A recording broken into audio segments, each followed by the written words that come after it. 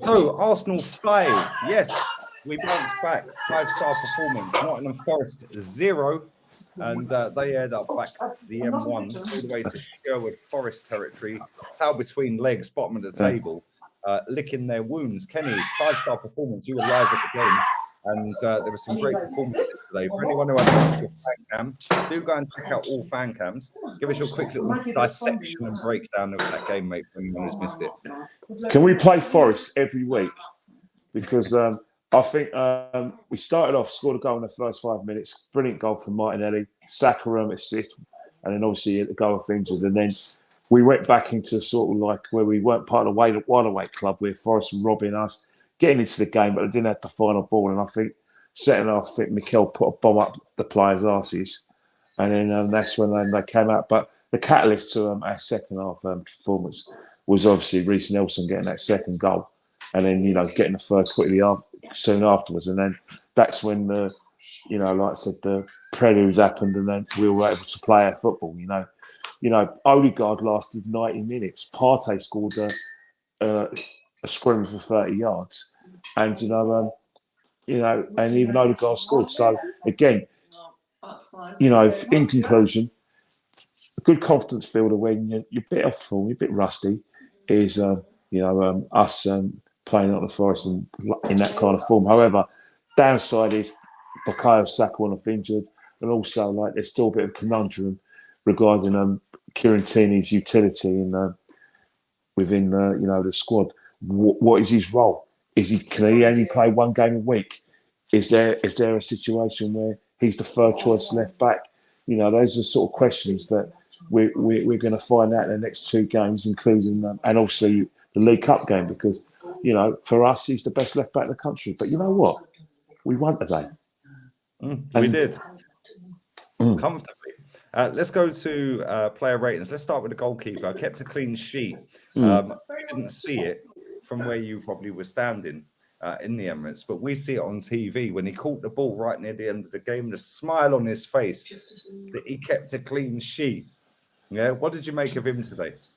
Well, you know what? He's one of those players that I'm very, very pleased that he's Arsenal goalkeeper. And one guy asked me a question on it was actually on Twitter, and he said, "Is Aaron Ramsdale the kind of keeper that who could take us to a title?" And I said, "I hope so." And then I said, emphatically, yes, because he's got a bit of confidence. Where I know people are obsessed with feet, but one thing about him, right, is that he wants to win. He loves playing for this football club. This is the biggest opportunity he's taken, and he's grabbed it with both hands. And I think, this is a lesson to all young people. When your dreams come to you a lot earlier than you think, and you think, right, I deserve to be here. But in terms of what he had to do, not a lot. A few straight shots went straight down the pipe, and he managed to hold on to it. So I'm going to give him a 7, because clean sheets have to be rewarded. Let's go to Ben White, playing right back. Ended up at centre back today. What did you make of him, mate? I've been very pleased with Benjamin this season, and today I thought he was brilliant. I thought Benjamin played really well today. I'm very hot. I'm a very stingy marker, so I'm going to give him a 7, but it's a very high 7. Let's go to the opposite side. A lot of people upset, including both of us, that Kieran Tierney didn't start the game, but Tomiyasu did start the game at left back, ended up at right back before being hooked off in the second half. What did you make of his performance? Well, the thing about it is that it's hard to... You're upset at the decision, but not with him, because you know that he'll give everything for the football club. And he will do a good job there. Whether it's not going to be a good sort of attacking job, but you can understand, once you get through the shot and the disappointment on Kieran's behalf, that it probably allows Granit to play in a more attacking role and get down that left hand side and create attacks. But as I said before, we're going to come to this later. Kieran's capable of doing that today, and he did it. But Tomiyasu, he was strong in a tackle. I'm going to give him a 7 as well. And let's go to centre backs. William Saliba got hooked off in the second half, did not get his 5th yellow card, which means that he's eligible to play against Brighton. Sorry, I'm lying. Chelsea. I keep doing this against Chelsea at the weekend, which is a big plus for us. What did you make of him? I thought he had an excellent game, especially that second half, and I think he was going to be very needed because he kept Jesse Lingard quiet. You know, he gave him nothing to stem Lingard at the goal to field, so I was very pleased with him. And he did lend himself to the attack. He obviously wanted a bit of glory as well, but I like that as well. He expressed himself very well, and I think this is a good game for him because it was a bit of a disaster for him this Thursday, but today is a marked improvement. So I'm going to give him an 8 because I was very pleased with the work he'd done and the effectiveness that he showed in the face of Lingard. Let's go to his partner in crime, somebody I called a bozo, Gene. Yes, you're not the only one. Other than one pass where he passed it straight to Lingard at 1-0, and Ben White jumped in front of the ball in a split second and saved the goal. Other than that, I thought he played all right. But I thought why he's called the bozo, Gene? Because he does bozo things. Other than that, what did you make of him? I thought he was very good today. Like, again, whilst his partner kept Lingard quiet, he kept Morgan Gibbs White quiet as well. And I thought that was again when Forest were getting the ascendancy, trying to get a foothold in the game, but there wasn't much quality, and that's an all-round defensive performance that he was very much part of. So I'm going to give him a 7. Let's move into midfield. Thomas Partey scored the goal of the game, in my opinion. You were lucky enough to witness 2 of them Partey goals this season. Yeah. And he got a bit cocky and confident afterwards and shanked one down the Hornsey Road. Rumour has it is still bouncing.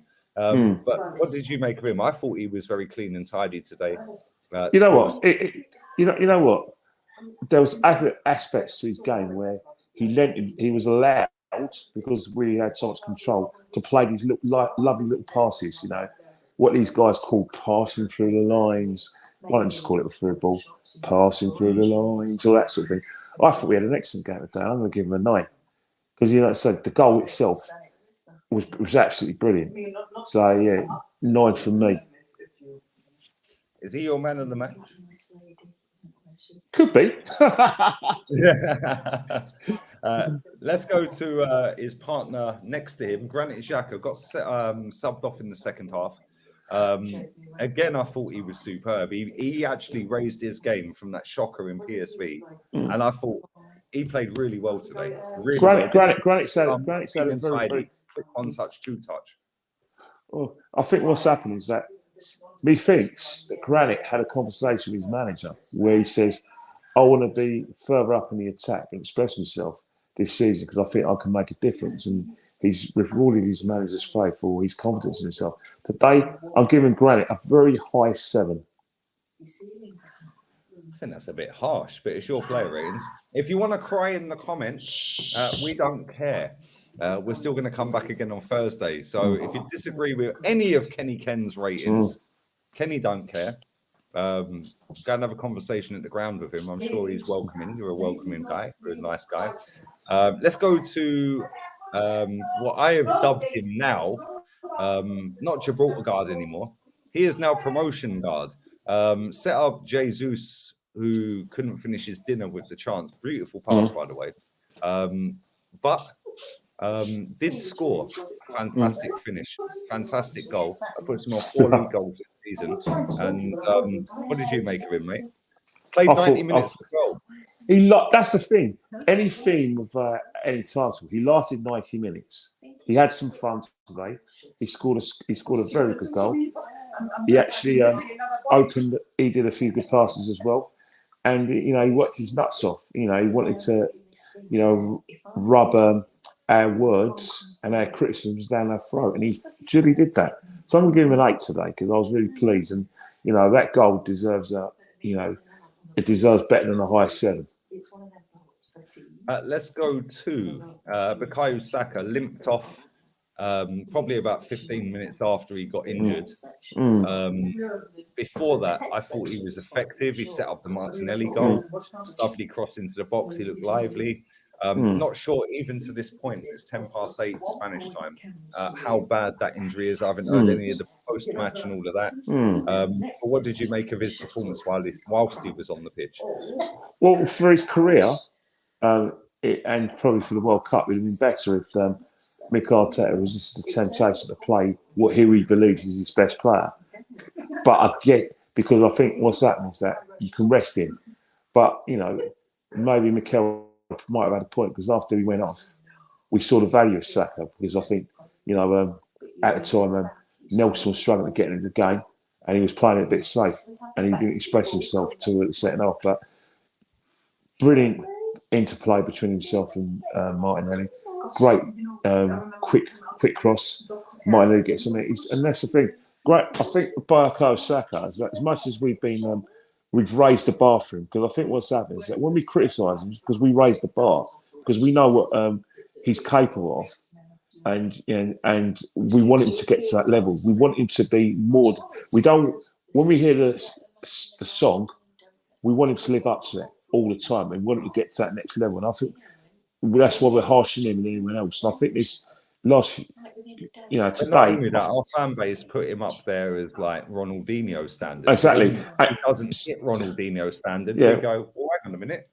Yeah, and you're right. And I think today he was growing. We just felt the way he started, he was going to have a cracker today. It didn't happen. Yeah, so I hope. Yeah, so I hope it does. It's not a serious injury, and again, I'll pray for him, and I hope that he can play the World Cup, because I think he's going to be very effective for the national side. But for what he did, I'm going to give him 6, because he was, causing all sorts of havoc, and he had his I call it. He had his weaker bits today before he got injured. 100%. Let's go to the opposite side. The player that was the first substitute. I was actually shocked when I see Martinelli go off that early, but I shouldn't be, because he's been an integral part of our success in terms of rising to the top of the table this season. Scored a fantastic header. That was reminiscent of his days under Unai.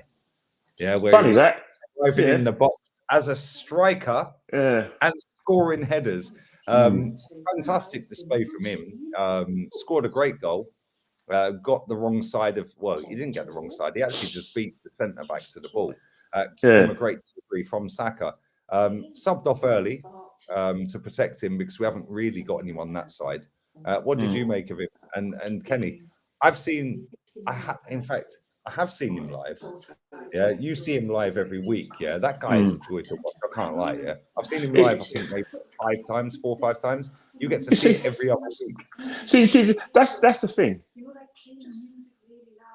It's one of the things where him and Saka, in the manager's eyes, and I think in some of our eyes, we look at Saka and we think, right, this is a danger player, but there's argument to say that really Martinelli's stealing a bit of Bukayo's thunder. And today he was just like, he's unplayable. He's playing with a lot of confidence. Scored a very, very good goal, a different goal to what he normally scores. And he got ahead of today. I thought he was as sharp as a razor. He really is having a good season. So I'm going to give him an 8 today. Let's go to Gabriel Jesus. I asked you whether he's struggling with confidence in front of goal, and you said, well, he was struggling with confidence. He wouldn't be as on point with his whole round game. He'd be hiding, he'd be etc. etc. Missed a couple of good chances, but his all round game was decent, wasn't it? It's one of those things. Like I understand during the Man United games. Remind me of the Man United game against Sheriff, when everyone was desperate for Cristiano Ronaldo to score.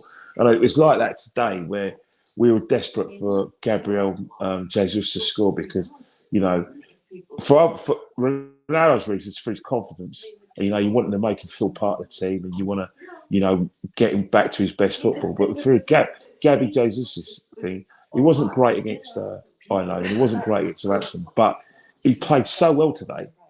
But he didn't score. So I'm stingy today. I'm going to give him a high 7.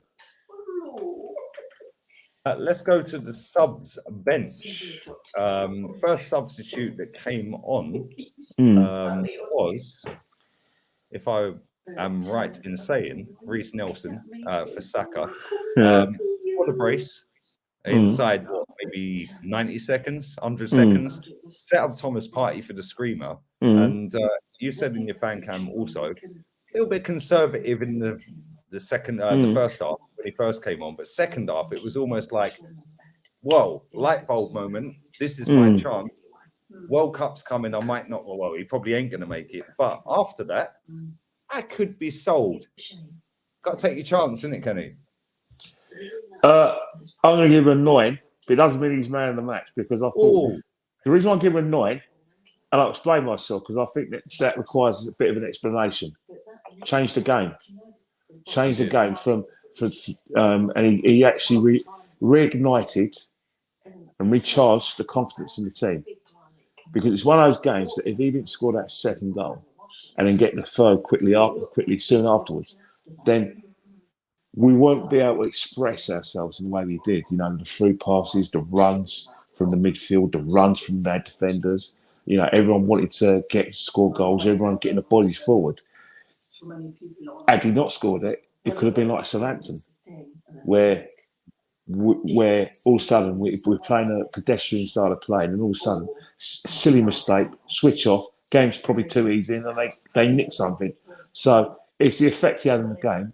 And obviously, scoring a couple of goals does get you brownie points. And assists, well, you know what I think of assists? Well, just you chop in it if you're a winger or a good passer the ball to create assists. I put more premium goals, but if you want to talk about assists, then I add that on to the reason why I gave him 9. But it doesn't mean he was man of the match. My man of the match was Thomas Partey. Let's move on to the other substitutes in that game real quick. Fabio Vieira. Fabio was desperate at getting a score sheet, and it was one of those things where he felt very excited, had the space, but it's one of those things where you've got to be relaxed a bit because, you know, sometimes when you play that sort of opposition that's not good enough, especially when they concede the third goal, second and third, because you get a bit too excited if you play, and sometimes the quality lacks because you're too anxious to kind of, be part of it. So I'm going to give him I'll give him a 6. Kieran Tierney, my favourite player. Our favourite player. Our favourite player. Yes. You know what? I'm so glad we finally got that because I want to explain myself again. If they're playing Kieran Tierney as third choice because he can't play that midfield role, we'll slot into that midfield role and allow Grant to actually go down left-hand side. Well, I disagree with that because as soon as he came on, he went to that midfield role and he did enable Granit to get down the left side. He also played a good crossfield pass with his left foot from a midfield situation. So that kind of belies the reasoning why he can't get in the team, and also still got down that flank. You know, still try to put his crosses in. So again, you know, it's one of those things where if he's playing and he can only play one game a week, well, he should be playing. If he's the best left back in the country, then he should be playing against the best players in Europe, which happens to be 9 out of 10 times in our league. But again, it's something that I hope doesn't become a man management situation because I think he'd be pretty cheesed off of not playing at his, not starting games because I would be. But it's play rating, it's not my opinion, so I'm going to give him a 6. Fabio Vieira. I already given him a 6. Oh, we've done Fabio. We spoke about it, yeah. Cedric Suarez. Cedric came on as left back, went straight into that midfield slot, did an okay job, switched over, did an okay job. I'll give him a 6. I'm actually happy that he actually got a game. He hasn't hardly started for us, so yeah. I didn't even know he played here, mate. Eddie Nketiah. Felt for him today. He tried too hard. You know, there was a time when where he actually robbed one of our players. I don't know whether it was Jesus who robbed or did he rob one of the players? He was so anxious to be part of the play. Actually robbed him. It might have been. Yeah, I think he robbed Reece. Reece went on the left. Yeah. If anyone needs a goal in the Premiership, it's him. And I think the anxiety and this desperation to do well showed today and it weren't great. So I'm going to give him a 5. Yes. You know how this works. If you don't like our opinions or Kenny's player ratings, Kenny don't care. And Kenny's I bigger don't. than most of you. Yeah, I and am. You're not going to argue with Kenny. You shouldn't. You shouldn't. Kenny goes jogging twice a day. Kenny goes gym. He That is punches true. punch bag. Yeah, he punches punch bag. Yeah, don't be that punch bag. Don't be that guy, bro. Listen to Lee. Listen to Lee. Yeah, exactly. And Kenny's taller than me. He's about what 6'1". You're a 6'1". You're about 6'1" wide as well. Yeah, all jokes aside. No, not at all. Since I've gone running, I've managed to become a very trim and svelte figure. Oh, so now you're not now more ripped and shredded. Yeah, definitely. I don't know. How many 50-year-olds? How many 50-year-olds are ripped? Not many. Well, I'm one of them anyway. Exactly. I wouldn't mess with you, Kenny, but we'll never get to that point in the first place. If you want to cry about Kenny's ratings, do it behind your computer screens from home. Well, listen to Lee. As I said, listen to Lee. Leave it in the comments. Don't cry. We don't care. We're back Thursday. Big up to everyone who has watched this. Follow Kenny Ken 1972 on Instagram. The link will be in the description. You know how this works. We're going to do a 3, 2, 1 countdown, and then we're going to rate the manager. 3, 2, 1, 9. 9. I agree with you this time. The reason why Did I peer pressure you into that? No, you actually didn't. But I was going to give him an 8, but it was I was going to give him an 8, and I thought you know what? I think that if we give him an 8, it's unreasonable and unfair because it was an excellent performance, especially in the second half. And managers who put a bomb up their players' arse. The only reason, sorry to cut you off. The only reason I was debating because I was going to give him an 8. Yeah, and I thought, no, do you know what? That was actually a perfect response after 7 5 Europa League games, 2 league games of poor. Yeah, that was a perfect response. The only reason I toyed with an 8 is because he kept Saka on the pitch for about 10, 15 minutes too long. That's the reason why. But I think what's happened is that he deserves a lot of credit because the response in the second half was like he put a bomb up the side. And you know what? You know, he turned the light bulb at half time. Yeah. I think what he done is he earns his money in the second half. And you know, any manager who manages to organise a team to come out in the second half and get 4 goals deserves credit. So you know so it is annoying. 9 minutes of madness. We've heard that before, haven't we? 9 minutes of madness. Yeah. Have we ever given him a 10 this season? I've given him 10. Yeah, I've given him 10. It's funny that we hate the manager. We don't want us to win, yet our marks have been really high this season. I think I've given him a 10 since he's been manager. I think I've given him a 10 maybe 3 or 4 times. Have you? Well, and I've definitely given him a 10 this season. Well, you want Arsenal to lose, and I want Arsenal to lose. Yet we give the manager great marks. The irony of it all, you know what I mean? It's mad. It's mad. But listen, I know you're busy. Big up to you and your family. I'm glad you got back very safe. much. And, I'm not quite home yet, but you know, you're kind of home. You're home with family. You're around family. Yeah, of course. Yeah, if you're with family, you're home. Of course, you're around. You're home. You're with family. You're with loved ones. Enjoy your evening. It's still early, Kenny. It's not going to be like the Europa League on Thursday. That's for sure. The amount of times we've done play ratings at 2 o'clock British time, and you've done it 3 o'clock Spanish time. Remember last season? Mate, I just genuinely can't wait until the World Cup starts, so then I can just. You see, I told you. Summer for me. I told you keep on saying you hate international football, and I keep telling you that by the time the World Cup comes, you're going to be thinking, I could do a bit of break here. Every football fan I've spoken to is looking for the World Cups. They want a break. You know what the mad thing is? Very quickly before we wrap this up, so I know you've given me nearly double what you said you were going to, right? And I know your family are itching to have a bit of Kenny Ken time, right? Which is fair enough, right? But do you know what's mad? Is that as much as I don't like international football, and as much as I don't like the slowness, the boring level of it, yeah, the one thing I do like, and I know you're an advocate of the winter break. I don't want a winter break, but you know what?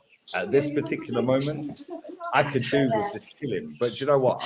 Once it starts, I'll be itching for that Boxing Day fixture. I'm bored. Let me tell you something now. You're not the one who has to get to go get the game without any trains. But I hear what you're saying. I get 100% what you're saying that you want the game to go through, and it's going to be 8 o'clock Greenwich Mean Time, and it'd be 9 o'clock where you're. Fixtures on Boxing Day and New Year's Eve, mate, is what Look, it is. You know what it is, right? Is that I will always be an advocate for that to be cancelled, not just for footballing reasons, but until they improve the transport system for fans, getting to and from games on Boxing Day and New Year's Eve, and even the other games in between, then I'll change my mind. But if you can't get fans to these games and you don't have a train service, then I think it's going to be a situation where it's armchair fan 2, match going fans 0, and that's what it's going to be until British Transport and government change their minds regarding running trains in those days. We could do a whole new stream on that, because in Germany, if you buy an away ticket, you get your travel free. But that's a whole new stream that we could go down. Well, I'm sure there's going to be streams during the World Cup. We'll think about that one. Listen, love you to bits, man. Follow Kenny Ken 1972. His link will be in the description. We're back again tomorrow with the podcast at 5 o'clock. 5 p.m. UK time. Yeah. Make sure you follow Kenny Ken 1972. We're out of here. Adios, amigos. The club's a star. Arteta Ferreira, para siempre. Ciao. Adios. Ciao.